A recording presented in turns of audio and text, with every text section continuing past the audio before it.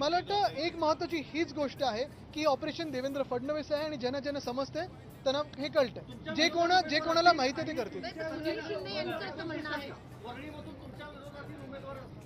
अरे ठीक आहे ना, काही फरक नाही पडत असले नसले तरी. म्हणजे सकाळी त्यांनी मला मेसेज पाठवले की उभे नाही राहणार, पण हे सगळे म्हणण्याच्या गोष्टी असतात.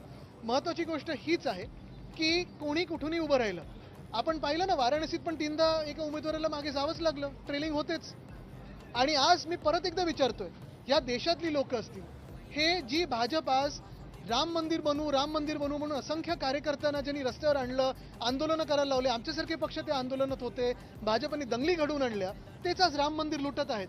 आज दुसरी गोष्ट, हाच एक महत्त्वाचा प्रश्न पडतो की भाजपच्या कार्यकर्त्यांना आणि संघाच्या कार्यकर्त्यांना माझा सवाल आहे की एवढे सगळे लोक तुम्ही डोक्यावर बसून आज परत एकदा उपसभापती पदावर बसवले, का नाही कोणी भाजपचा कार्यकर्ता तिथे बसलेला आहे?